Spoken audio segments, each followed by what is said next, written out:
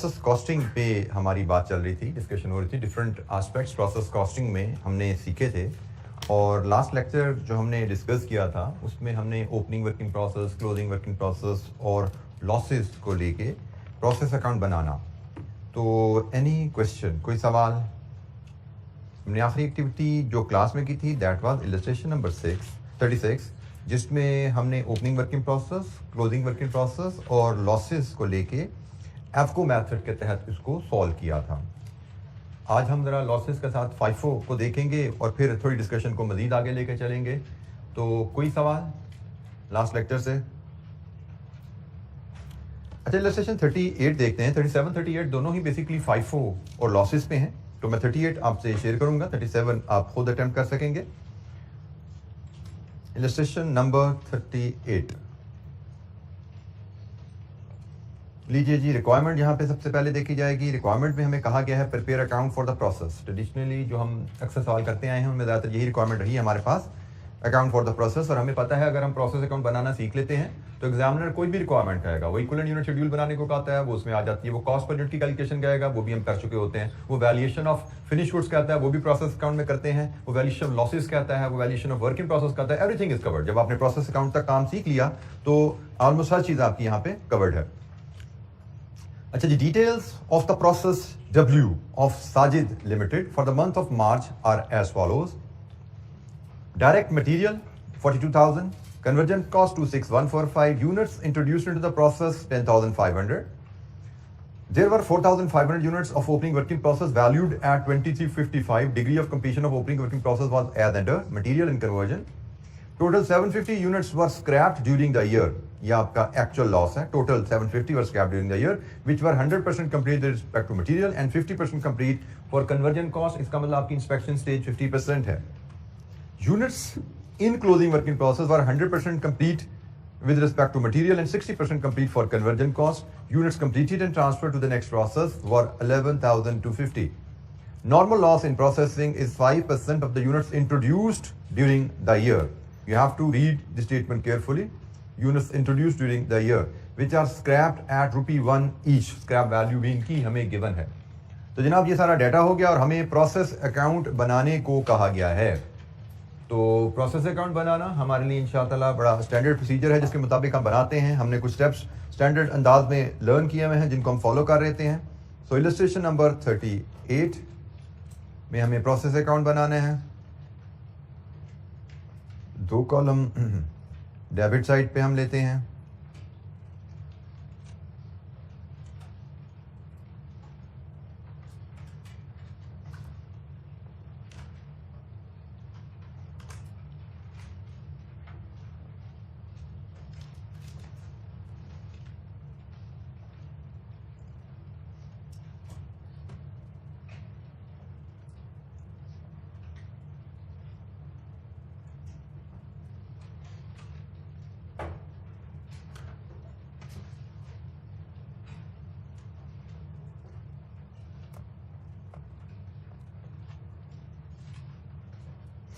अच्छा जी, सबसे पहले डेबिट साइड पे इनपुट कॉस्ट ली जाती है और डेबिट साइड पे इनपुट कॉस्ट में वर्किंग प्रोसेस ब्रॉट डाउन है।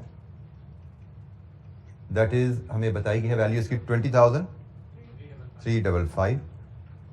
फिर हम इनपुट प्रोसेस कॉस्ट लेते हैं जिसमें डायरेक्ट मटेरियल है और कन्वर्जन है। डायरेक्ट मटेरियल 42,000 है और कन्वर्जन 26,145 है।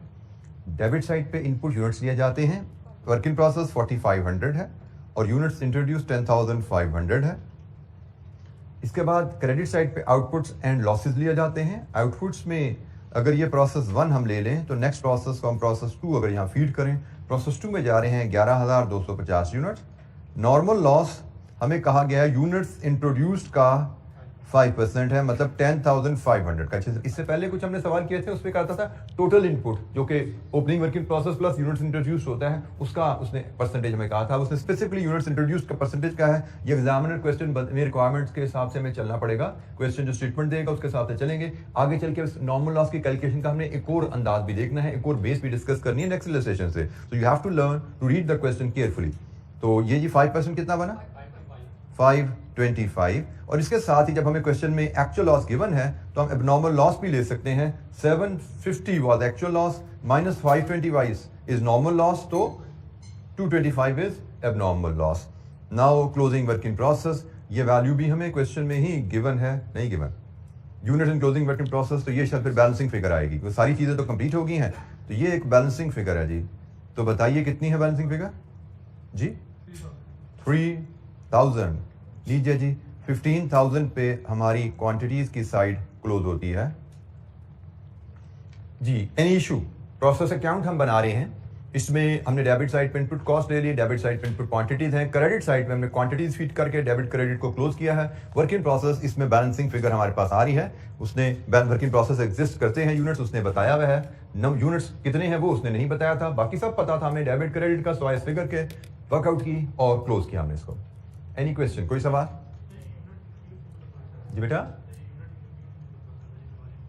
क्वेश्चन में गिवन है, जो पहला टेबल आपको पेज 173 की टॉप पे आ रहा है, उसकी तीसरी figure, units introduce into the process, मतलब करंट पीरियड में जो कॉस्ट इनकर की गई, करंट पीरियड में जो यूनिट्स इंट्रोड्यूस किए गए वो 10,500 है, ओपनिंग वर्किंग प्रोसेस में 4,500 थे, और नॉर्मल लॉस आपको यूनिट्स इंट्रोड्यूस की परसेंटेज में मेजर करके दिए गए हैं जी। एनी क्वेश्चन, कोई और सवाल?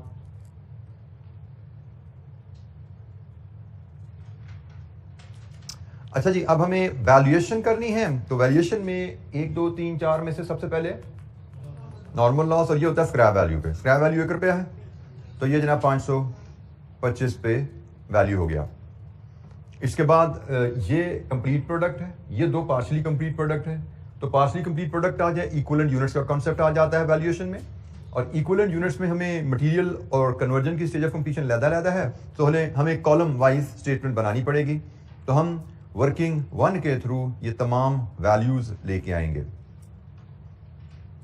First in first out method, जी वैल्यूएशन में मेथड चाहिए होता है, सॉरी यहाँ पे हमें मेथड बताया नहीं गया, लेकिन क्वेश्चन की इंफॉर्मेशन से हम यहाँ पे सिर्फ FIFO ही अप्लाई कर सकते हैं, क्योंकि हमें इस वैल्यू का ब्रेकअप अवेलेबल नहीं है, तो हम यहाँ पे only FIFO can be use, तो हम इसको FIFO के तहत करने जा रहे हैं, हम इसको सिर्फ FIFO के तहत ही कर सकते हैं, तो हम FIFO के तहत ही ये वैल्यूएशन करने निकल रहे हैं। तो हमें इक्विवेलेंट यूनिट की स्टेटमेंट बनानी है। इक्विवेलेंट यूनिट की स्टेटमेंट के कॉलम्स तो FIFO है, FCO हो, वही रहते हैं, नंबर ऑफ कॉलम्स में कोई फर्क नहीं है FIFO या FCO में। पहला कॉलम आउटपुट का, दूसरा कॉलम फुल यूनिट्स का, तीसरा कॉलम परसेंटेज का, जिसकी वर्डिंग हम FIFO के लिए थोड़ी सी बदलते हैं। इसके बाद 2 कॉलम हमारे इक्विवेलेंट यूनिट्स के होते हैं।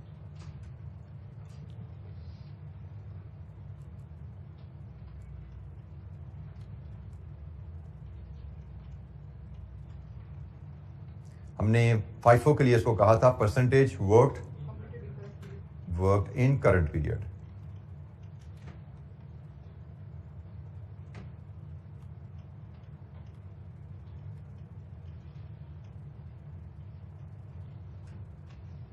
हमने FIFO के इक्विवेलेंट यूनिट शेड्यूल में सीखा था, हमारी जो आउटपुट होती है प्रोसेस 2 को जो यूनिट ट्रांसफर हो रहे हैं, इसके हम 2 हिस्से करते हैं, एक ओपनिंग वर्क इन प्रोसेस और एक करंट प्रोडक्शन।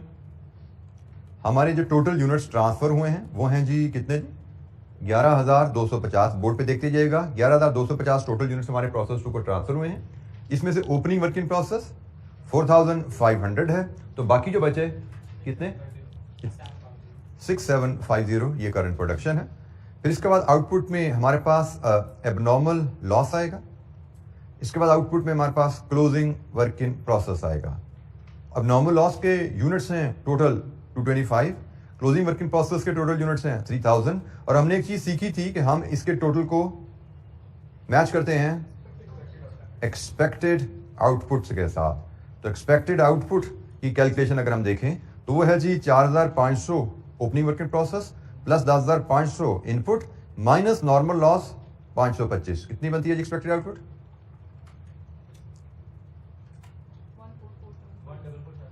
75। तो टोटल देखिए ये मैच है, ये इस कॉलम का टोटल 14475 आ रहा है, ठीक हो गया जी। इसका मतलब हमने वर्किंग ठीक बनाई है। Now we can proceed further, अब हम यहां से आगे चल सकते हैं, बाकी कॉलम्स को भी पॉपुलेट कर सकते हैं। तो ओपनिंग वर्क इन प्रोसेस में percentage worked in the current period, opening work in process पे हमने करंट पीरियड में कितना काम किया सवाल को देखिए और बताइए। ओपनिंग वर्क इन प्रोसेस पे हमने करंट पीरियड पे सिर्फ कन्वर्जन लगाई और वो लगाई 70%।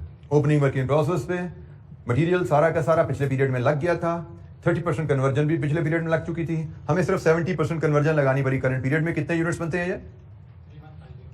3150। करंट प्रोडक्शन हर लिहाज से 100% कंप्लीट, 6750। और एबनॉर्मल लॉस पार्शली कंप्लीट है। इनमें मटेरियल 100% है, क्वेश्चन में बताया गया है, और कंप्लीशन ऑफ कन्वर्जन इज 50%। हमें एबनॉर्मल लॉस की स्टेज ऑफ कंप्लीशन बता दी जाए, जैसे इसमें उसने 50% कह दिया, या स्टेज ऑफ इंस्पेक्शन बता दी जाए, एक ही बात है। कंप्लीशन स्टेज लॉस यूनिट्स की क्या है या इंस्पेक्शन स्टेज क्या है कंपनी की, एक ही बात है। ठीक है जी। तो यहां पे जनाब ये बना 225 और इसको राउंड ऑफ कर लेंगे हम 113। और क्लोजिंग वर्किंग प्रोसेस में भी partial complete units material and conversion के लिहाज से 100% मटेरियल है और 60% कन्वर्जन है, 3000 मटेरियल है और 1800 कन्वर्जन है। लीजिए जी, हमारे इक्विवेलेंट यूनिट्स के नंबर्स हमारे पास आ गए FIFO मेथड के तहत। मटेरियल के इक्विवेलेंट यूनिट्स 9975 और कन्वर्जन के इक्विवेलेंट यूनिट्स 11813। जी एनी क्वेश्चन, कोई सवाल? Equivalent unit schedule, equivalent unit statement FIFO method के तहत कैसे बनती है?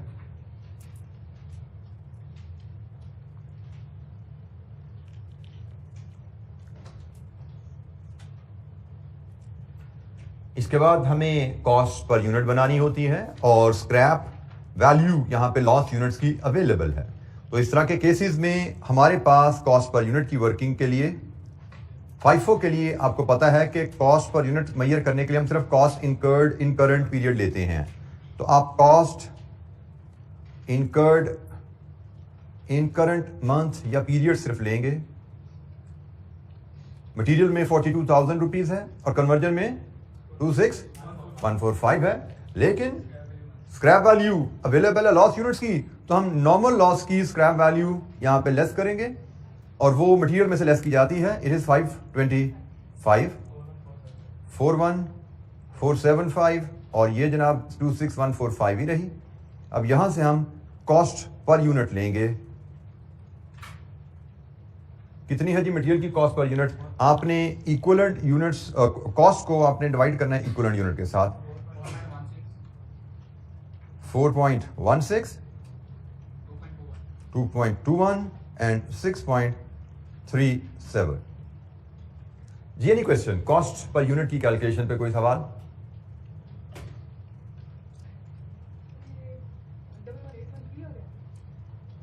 टोटल किया देख लीजिए।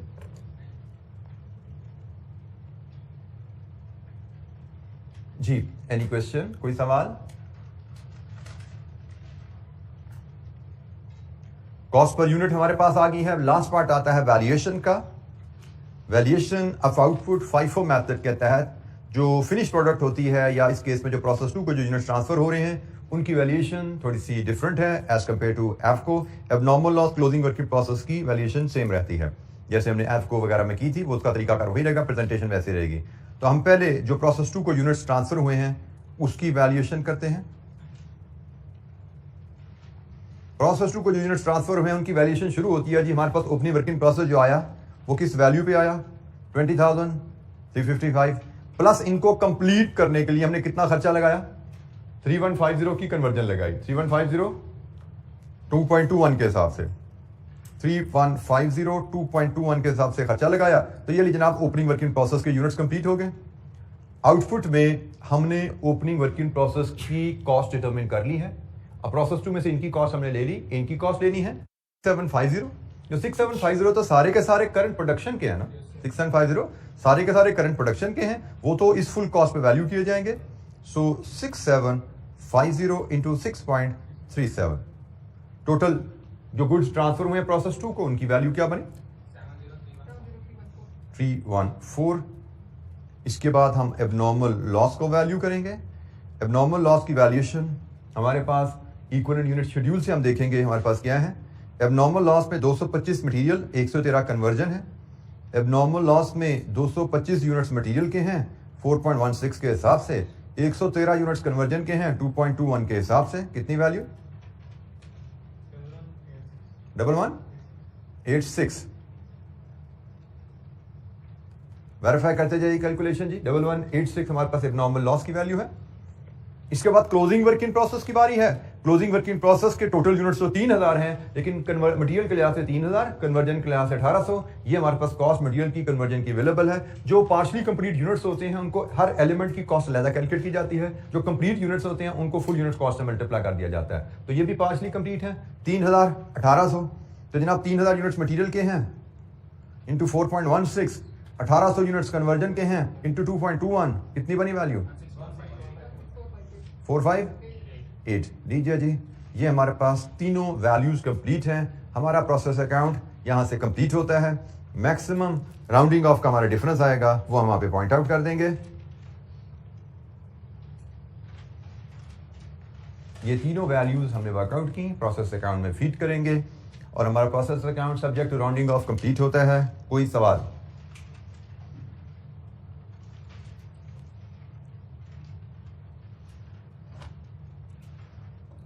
Seven 0314 1186 and 16458। क्रेडिट साइड का टोटल क्या है जी?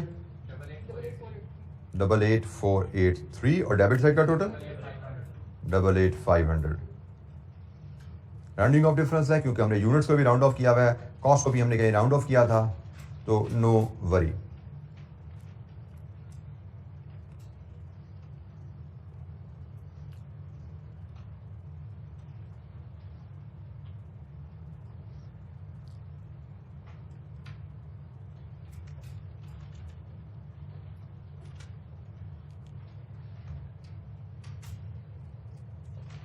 कोई सवाल जी?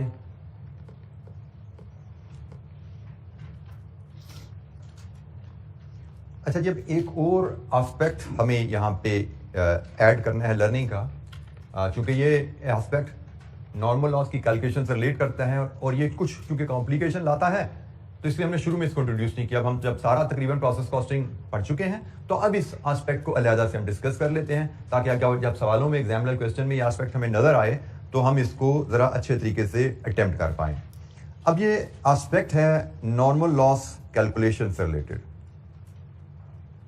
नॉर्मल लॉस कैलकुलेशन में अभी तक हमने जो डिफरेंट सिनेरियोज देखे हैं, डिफरेंट सिनेरियोज मैं कोशिश करता हूं मैं याद करूं जो हमने डिस्कस किए हैं। हमने एक कहीं शुरू में बात पढ़ी थी, नॉर्मल लॉस इज से X% of input and inspection stage की बात क्वेश्चन में नहीं थी। शुरू जब हमने किया था तो वहां पे इंस्पेक्शन स्टेज का जिक्र नहीं था। एक हमने ये सिनेरियो डील किया था, फिर हम आगे आए, एक और सिनेरियो आया, उसमें लिखा था ओपनिंग वर्किंग प्रोसेस भी जब आ गया, normal loss is X% of total input, और यहां पे भी उसने कहा टोटल इनपुट से मुराद है opening working process plus new units introduced.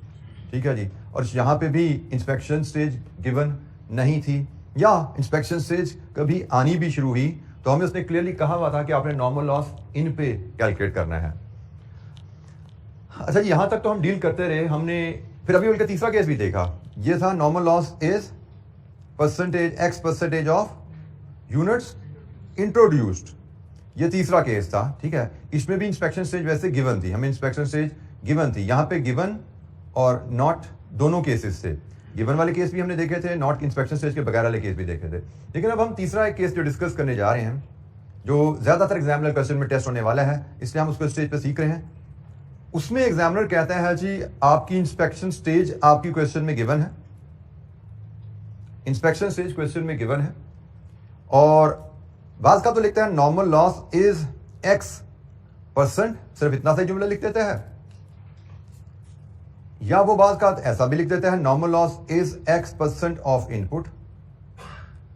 अब ये आप एग्जाम पॉइंट ऑफ व्यू से याद रखिए। ठीक है जी, ये हम एग्जाम फोकस पॉइंट अब याद कर रहे हैं। पहले हमने सिर्फ इलस्ट्रेशन पे हमारी तवज्जो थी, नॉर्मल लॉस की तरफ हमारी इतनी तवज्जो नहीं थी, उसको हमने सिंपल रखा हुआ था, उसकी डिस्क्रिप्शन में हम नहीं गए थे। लेकिन अब एग्जाम पॉइंट ऑफ व्यू से हम सीखने जा रहे हैं कि एग्जाम में हमें inspection stage in most of the cases given होगी। हमें inspection stage in most of the cases given होगी, रेयर होगा इंस्पेक्शन स्टेज हमें ना दी जाए, it will be available. Normal loss लिखा होगा x% है या लिखा होगा x% ऑफ इनपुट है। जो प्रिंसिपल है जो यहां पे हमें याद रखना है कि इस केस में हम नॉर्मल लॉस कैलकुलेट करते हैं on units inspected in current period. अब ये एक नई स्टेटमेंट हम सीख रहे हैं कि यूनिट्स इंस्पेक्टेड पे हमने कैलकुलेट करना। अब एग्जामिनर लिखा हुआ इनपुट या जस्ट x%, लेकिन द रूल इज जब इंस्पेक्शन स्टेज गिवन है तो आपने नॉर्मल लॉस की परसेंटेज उन यूनिट्स पे अप्लाई करनी है जो यूनिट्स उस पीरियड में इंस्पेक्शन स्टेज से गुजरे। इंस्पेक्शन स्टेज गिवन हो तो जो यूनिट्स इंस्पेक्शन स्टेज तक पहुंचेंगे उन पे हमने नॉर्मल लॉस की परसेंटेज अप्लाई करनी है।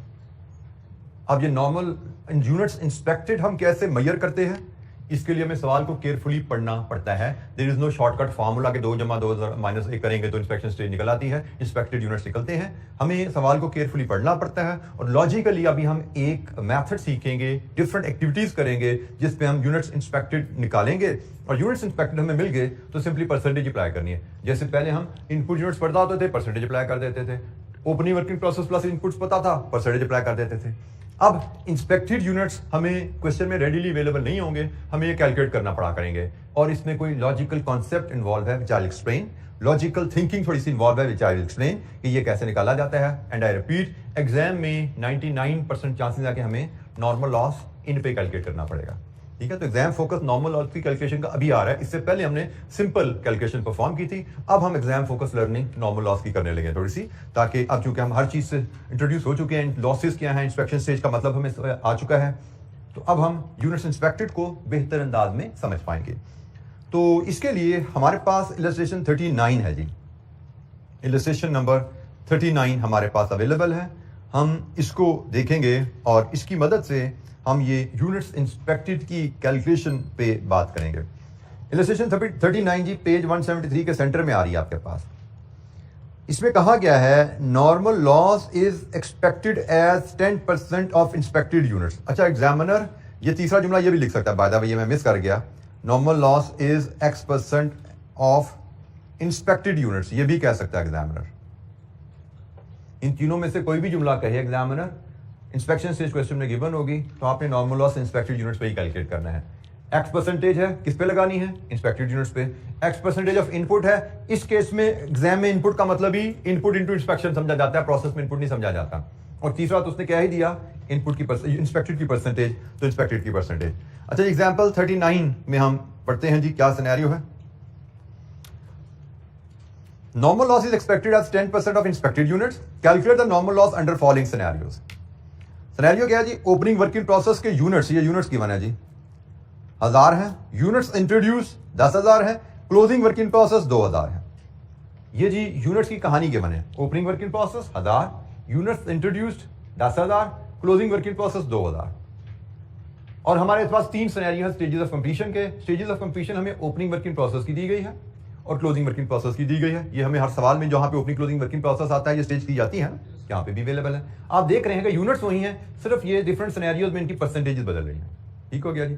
और इंस्पेक्शन स्टेज यहाँ पे कॉमन ही है जी, सब इंस्पेक्शन स्टेज कॉमन है। 60% पे जब प्रोसेस आता है तो इंस्पेक्शन होती है। अच्छा जी, अब हम जरा देखते हैं कि हम इंस्पेक्शन स्टेज यूनिट्स इंस्पेक्टेड कैसे आइडेंटिफाई करते हैं। 4 सिनेरियोज हैं, चारों सिनेरियोज के लिए मैं एक 4 कॉलम भी बना लेता हूं और उन 4 कॉलम में हम चारों सिनेरियोज के यूनिट्स इंस्पेक्टेड निकालेंगे।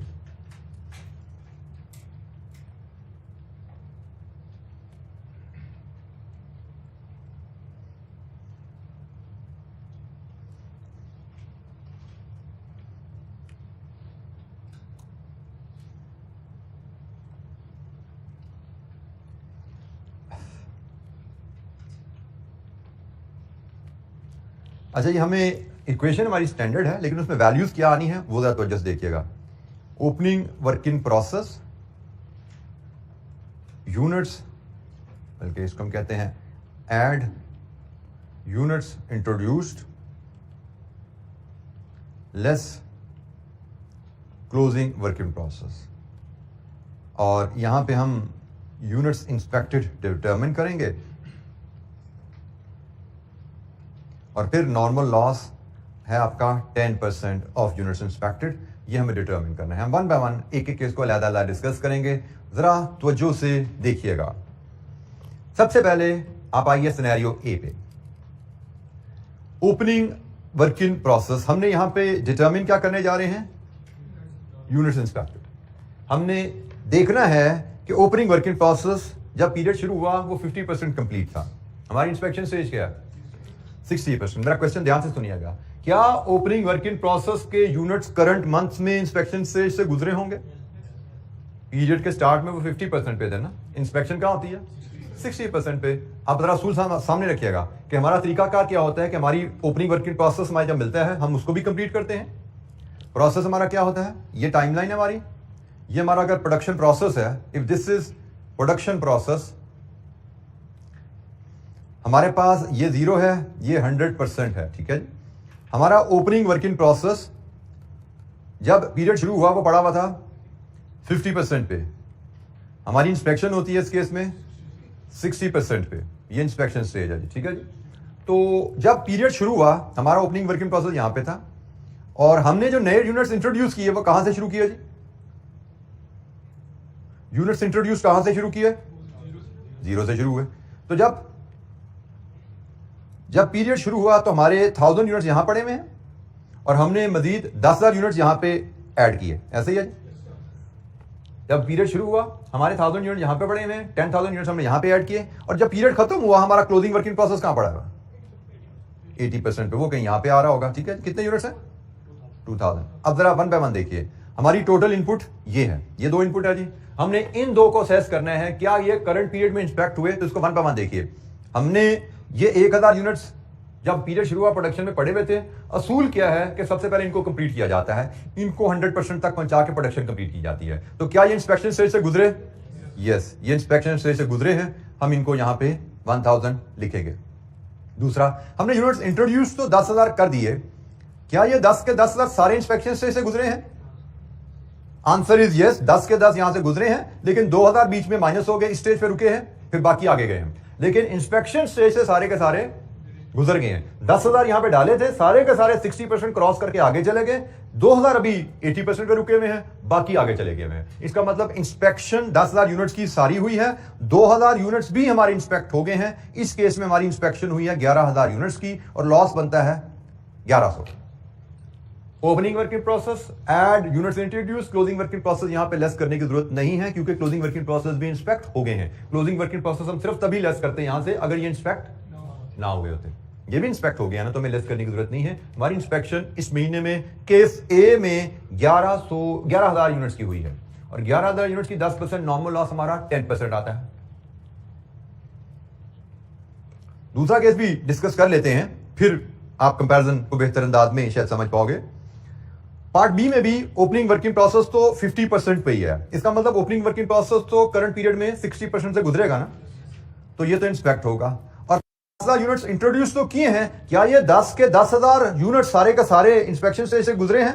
क्लोजिंग वर्किंग प्रोसेस की स्टेज देखो, पार्ट बी में 40% है। 10,000 हमने इंट्रोड्यूस जरूर किए हैं, लेकिन हमारे इस केस में 2,000 यूनिट्स यहीं पर रुके हुए हैं। इसका मतलब 8,000 यूनिट्स यहां से गुजरे हैं, 10,000 में से 2,000 यूनिट्स नहीं गुजरे, तो जनाब यहां पे 2,000 यहां पे माइनस कर दो। इंस्पेक्टेड यूनिट्स हमारे 9,000 है और नॉर्मल लॉस 900 है। तो ये जनाब इस इक्वेशन में कहां कहां वैल्यू आनी है वो देखेंगे आप। यूनिट्स वही हैं 1000, 10,000, 2,000, लेकिन इंस्पेक्शन स्टेज और स्टेज ऑफ कंप्लीशन को देख के हम असेस कर रहे हैं हमारे इंस्पेक्टेड यूनिट्स कितने हैं। बेटा ओपनिंग वर्किंग प्रोसेस पीरियड के शुरू में 50% कंप्लीट था और हमारी इंस्पेक्शन होती है 60% स्टेज पे। इसका मतलब ओपनिंग वर्किंग प्रोसेस पिछले महीने इंस्पेक्शन स्टेज से नहीं गुजरे। करंट पीरियड में उन्होंने 60% की स्टेज क्रॉस करनी है, 50% पे पड़े हुए थे, हम इंस्पेक्शन स्टेज पे होती है। जब जैसे ही महीना शुरू होगा पहले हम इनको काम करना शुरू करेंगे, इनको कंप्लीट करने हैं, फिर इनको भी आगे लेके चलना है। तो इनको कंप्लीट करना है तो इनको इंस्पेक्शन स्टेज से गुजरेंगे तो कंप्लीट होंगे। और ये भी पार्ट बी की बात करें, ये हमने डाले लेकिन सारे का सारे इंस्पेक्शन स्टेज से नहीं गुजरे। 2000 अभी पीछे पड़े हुए हैं 40% पे। क्लोजिंग वर्क इन प्रोसेस हमारा इनमें से बचा हुआ है, वो 40% पे पड़ा हुआ है। बाकी 8000 यूनिट्स हमारे इंस्पेक्शन स्टेज से गुजरे हैं, तो 1000 ये गुजरे हैं और 10,000 माइनस 2 8000 ये गुजरे हैं। हमारी टोटल इंस्पेक्शन पार्ट बी के केस में 9000 है। पार्ट सी के केस को भी डिस्कस करते हैं, फिर मजीद कोई पॉइंट आपके ध्यान में आता है तो बात करेंगे। पार्ट सी के केस में ओपनिंग वर्क इन प्रोसेस हमारा है 70%। ओपनिंग वर्क इन प्रोसेस हमारा पड़ा है जी यहां पे कहीं 70% पे। तो बताइए क्या ये ओपनिंग वर्क इन प्रोसेस हमारा करंट पीरियड में इंस्पेक्शन से गुजरा? ये तो पिछले महीने इंस्पेक्शन क्रॉस कर गया था, 0। Opening work in process current period में इंस्पेक्ट नहीं हुआ। अब बाकी 10,000 की कहानी देखते हैं। पार्ट सी 10,000 यूनिट्स डाले, आपने इंट्रोड्यूस किए, इसमें से सारे के सारे यूनिट्स इंस्पेक्शन से गुजरे? Answer is no. Closing work in process 40% पे पड़ा हुआ है। ये क्लोजिंग वर्क इन प्रोसेस 40% पे है पार्ट सी में। 8000 यहां से गुजरे हैं, इसका मतलब 10,000 माइनस 2,000, 10,000 माइनस 2,000। टोटल इंस्पेक्शन हमारी हुई है 8000 यूनिट्स की। Normal loss 800।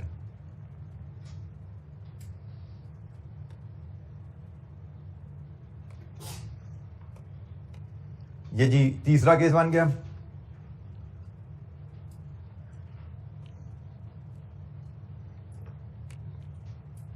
चौथा केस भी एक बार देख लें, फिर सबका कंपैरिजन एक बार मैं कहूंगा आप रिव्यू कीजिए, कोई चीज समझ नहीं आती पूछिए।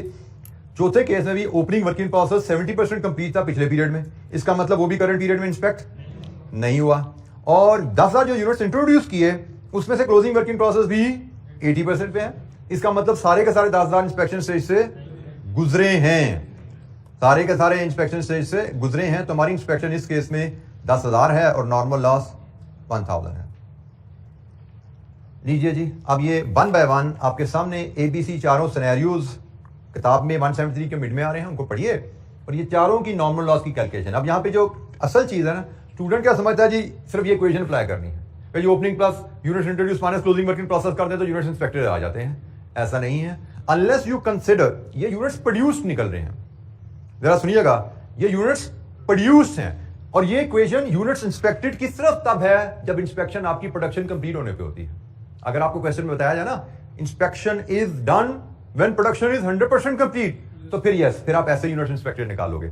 लेकिन अगर इंस्पेक्शन स्टेज आपको कहीं दरमियान में बताई हुई है, जैसे इस केस में हमें 60% बताई गई है, तो फिर आपको हर लेवल पे ओपनिंग स्टॉक की परसेंटेज को कंपेयर करोगे इंस्पेक्शन से, क्लोजिंग स्टॉक की स्टेज को कंपेयर करोगे इंस्पेक्शन से। ओपनिंग स्टॉक की स्टेज अगर इंस्पेक्शन से पीछे है तो ओपनिंग स्टॉक इस पीरियड में इंस्पेक्ट हुआ। क्लोजिंग स्टॉक की स्टेज अगर इंस्पेक्शन से पीछे है तो क्लोजिंग स्टॉक इंस्पेक्ट नहीं हुआ, माइनस करना पड़ेगा। ठीक हो गया।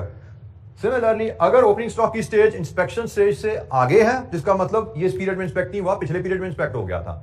और अगर क्लोजिंग स्टॉक की इंस्पेक्शन स्टेज आपकी इंस्पेक्शन स्टेज से आगे है तो इसका मतलब वो इंस्पेक्ट हुआ है, वो डिडक्ट यहां पे नहीं करना। ओपनिंग स्टॉक पिछले महीने बना था, स्टेज ऑफ कंप्लीशन से कंपेयर करेंगे। क्लोजिंग स्टॉक करंट पीरियड में बना है, स्टेज ऑफ कंप्लीशन को इंस्पेक्शन स्टेज से कंपेयर करेंगे। अब ये स्टेटमेंट पढ़िए इलस्ट्रेशन 39 के क्वेश्चन की, और ये आपके पास एनालिसिस है, इसको लॉजिकली फॉलो कीजिए, एक एक वैल्यू को लॉजिकली असेस कर लीजिए। आप समझ पा रहे हैं? किसी जगह पे कोई दिक्कत होती है तो पूछिए। अगर इंस्पेक्शन 100% पे हो तो फिर परसेंटेजेस को देखने की जरूरत नहीं है, फिर सिंपली इस इक्वेशन को फॉलो करेंगे यूनिट्स इंस्पेक्टेड निकालने के लिए। अगर इंस्पेक्शन आपकी 100% पे है, अगर क्वेश्चन कहता है कि inspection is done when the production is complete, यहां पे इंस्पेक्शन प्रोडक्शन की कंप्लीशन पे नहीं है ना बेटा। अगर क्वेश्चन कह दे कि इंस्पेक्शन प्रोडक्शन की कंप्लीशन पे होती है तो फिर सिंपली आप opening plus closing, opening plus production, units introduce minus closing, units inspected यहां से निकालेंगे। फिर ये एनालिसिस करने की जरूरत आपको नहीं है। लेकिन अगर इंस्पेक्शन स्टेज दी जाएगी कंप्लीशन से पहले, फिर आपको हर एक स्टेज पे एनालिसिस देखना पड़ेगा, कंपैरिजन करना पड़ेगा।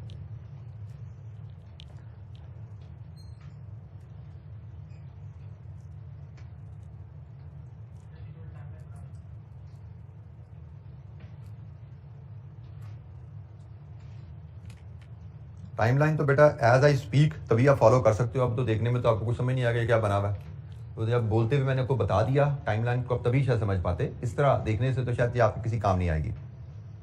अच्छा एक काम कीजिए, इलस्ट्रेशन नंबर 40 है, ये क्लास एक्टिविटी आपकी, जस्ट टू सी कि आपकी अंडरस्टैंडिंग लेवल क्या है। इसमें इंस्पेक्शन स्टेज भी ABCD सब में बदल रही है, तो आपको ज़रा तसल्ली से एक एक स्टेज पे काम करना है। फॉर्मेट वही जो आपने इलस्ट्रेशन 39 के लिए बनाया है, उसी फॉर्मेट पे इलस्ट्रेशन 40 अब सॉल्व करेंगे। आपको normal loss 5% of inspected units calculate करना है, 5% ऑफ इंस्पेक्टेड यूनिट्स कैलकुलेट करना है।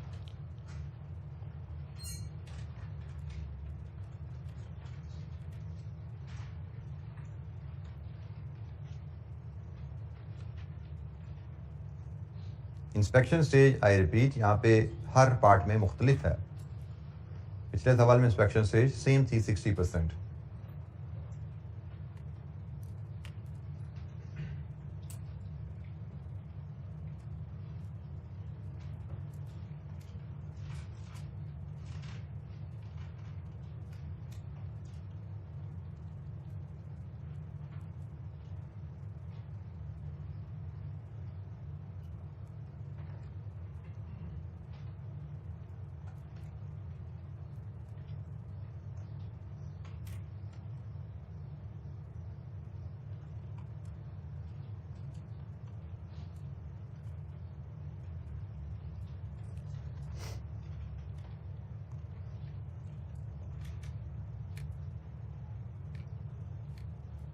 एक एक कोशिश करें, एक एक केस की थॉट प्रोसेस कंप्लीट करें, फिर पार्ट A से B से C पे मूव करें, पार्ट A का नॉर्मल लॉस कैलकुलेट करें, फिर पार्ट B की बात करें, फिर पार्ट C की बात करें, क्योंकि एग्जाम में आपको ऐसे ही आना है, एक ही केस ही आ जाएगा, आपको उसकी नॉर्मल लॉस कैलकुलेट करना होगा।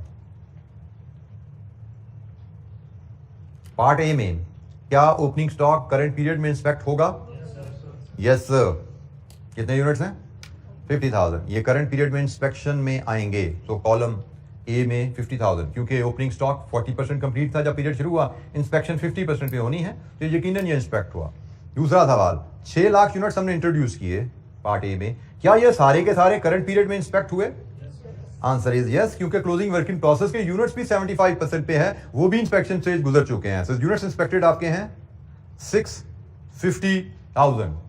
पार्ट A में यूनिट्स इंस्पेक्टेड आपके हैं 650,000। ओपनिंग स्टॉक भी इंस्पेक्ट करंट पीरियड में हुआ, और 6 लाख जो यूनिट्स इंट्रोड्यूस हैं वो भी सारे के सारे इंस्पेक्ट हो गए हैं, including closing working process. Closing working process हमें डिडक्ट करने की यहां पे जरूरत नहीं है, तो 5% कितना बना? 32500। पार्ट B, ओपनिंग स्टॉक क्या करंट पीरियड में इंस्पेक्ट हुआ? Answer is yes. Opening stock 60% complete था, इंस्पेक्शन 75% पे होती है, तो ओपनिंग स्टॉक भी करंट पीरियड में इंस्पेक्ट हुआ। क्या 6 लाख यूनिट्स तो इंट्रोड्यूस किए गए हैं, क्या वो सारे के सारे करंट पीरियड में इंस्पेक्ट हुए? Answer is no. Closing working process inspection से पीछे है। 25,000 यूनिट, 6 लाख में से 25,000 यूनिट्स इंस्पेक्ट नहीं हुए, तो यूनिट्स इंस्पेक्टेड आर 625,000, और नॉर्मल लॉस इज 31250। किसी कैलकुलेशन पे कोई आपको दिक्कत हो पूछिएगा। पार्ट C, इंस्पेक्शन से 60% है, क्या opening working process current period में इंस्पेक्ट हुआ? Part C, answer is no. Opening working process तो पिछले महीने ही 70% पे पहुंच गया था, करंट पीरियड में ये इंस्पेक्ट नहीं हुआ। दूसरा इशू, क्या ये 6 लाख यूनिट्स आपने इंट्रोड्यूस किए हैं, क्या ये सारे के सारे करंट पीरियड में इंस्पेक्ट हुए? Answer is yes. Closing working process भी हमारा इंस्पेक्शन स्टेज से आगे है, तो टोटल यूनिट्स इंस्पेक्टेड 6 लाख, और पर normal loss is 30,000। Part D, inspection stage 75%, क्या opening stock opening working process current period में इंस्पेक्ट हुआ? आंसर इज नो, वो तो पिछले महीने ही 80% पे पहुंच गया था। क्वेश्चन नंबर 2, क्या ये 6 लाख जो यूनिट्स इंट्रोड्यूस किए, क्या ये सारे के सारे करंट पीरियड में इंस्पेक्शन स्टेज से गुजरे? Answer is no. Closing working process तो 40% पे पड़ा हुआ है, वो 25,000 इसमें से माइनस करो, तो ये यूनिट्स इंस्पेक्टेड आए 575, 28750। और मैं यहां पे एक केस आपकी याद दहानी के लिए डेवलप करता हूं। अगर इंस्पेक्शन आपकी आए, इंस्पेक्शन स्टेज आपकी अगर बताया जाए प्रोसेस के एंड पे है, at the end of production, मतलब 100% पे इंस्पेक्शन है, तो फिर आपके opening working process plus units introduced minus closing working process, इस केस में भी आपके यूनिट्स इंस्पेक्टेड 625 ही रहते हैं। यहां पे तो पार्ट B में भी 625 है, लेकिन पार्ट B में आपने सोच के बनाया है, कि अभी इंस्पेक्शन क्या है, ओपनिंग वर्किंग प्रोसेस की स्टेज क्या है, क्लोजिंग वर्किंग प्रोसेस की स्टेज क्या है, आपने सोच के बनाया 625। लेकिन अगर आपको कहा जाए इंस्पेक्शन प्रोसेस के एंड पे है, इंस्पेक्शन 100% कंप्लीशन पे, फिर सोचना नहीं है, ये सिंपल इक्वेशन, यहां से यूनिट्स इंस्पेक्टेड आपके निकलते हैं जी। एनी क्वेश्चन, कोई सवाल?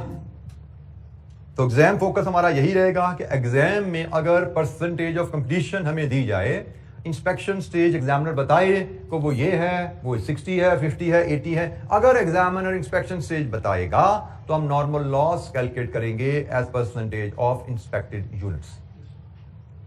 और इंस्पेक्टेड यूनिट्स कैसे कैलकुलेट करते हैं? इलस्ट्रेशन 39 एंड 40, दो इलस्ट्रेशन हमने की। Any question?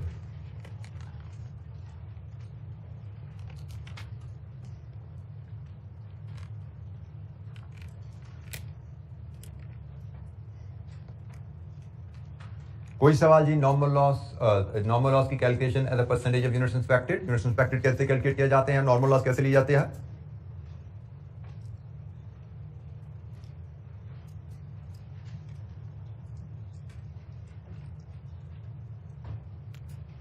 अच्छा जी, प्रोसेस कॉस्टिंग के रेफरेंस से एक थोड़ा सा पॉइंट, एक नया, एक एडिशनल कॉन्सेप्ट है, बड़ा ब्रीफली इस पे हम बात करेंगे, छोटी सी डिस्कशन है।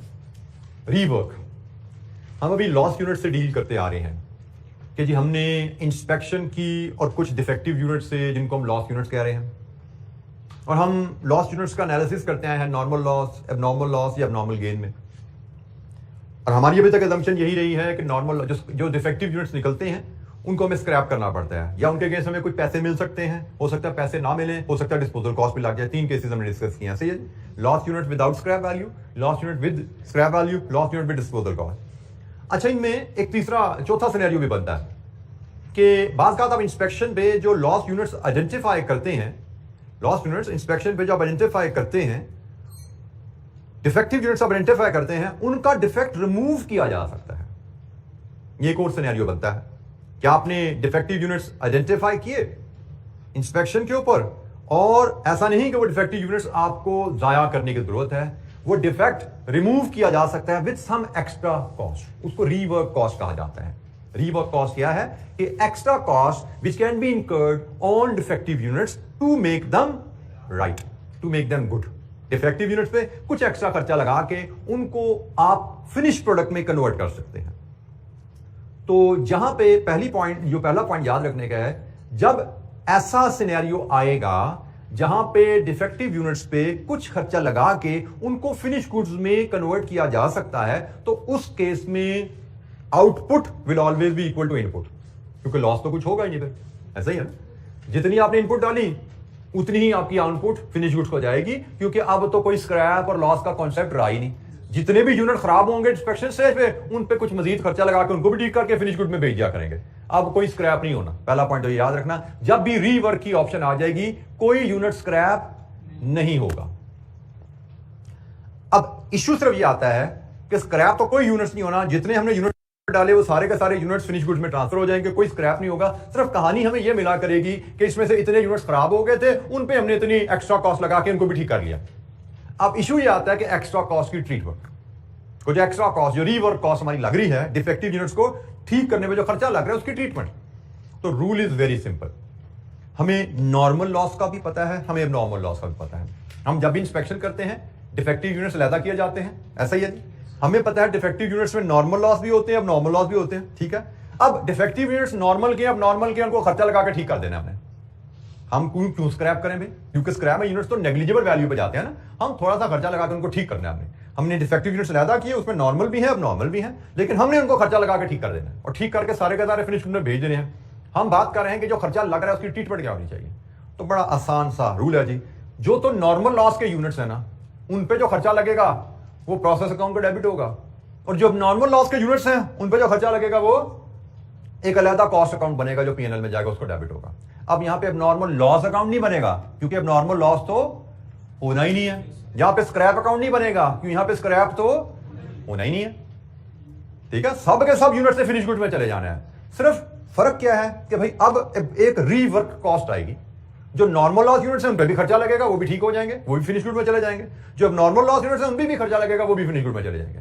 तो इनपुट जो प्रोसेस अकाउंट में होगा वो सारे का सारा आउटपुट होकर चला जाएगा, लेकिन रीवर्क के खर्चे का कॉन्सेप्ट है तो असूल बड़ा सिंपल है। जैसे हम पहले बात करते आ रहे हैं, नॉर्मल लॉस यूनिट्स की स्क्रैप वैल्यू थी तो प्रोसेस अकाउंट को क्रेडिट होती थी, नॉर्मल लॉस यूनिट की डिस्पोजल कॉस्ट थी तो प्रोसेस अकाउंट को डेबिट होती थी, नॉर्मल लॉस यूनिट्स की रीवर्क कॉस्ट है तो वो भी प्रोसेस अकाउंट को डेबिट हो।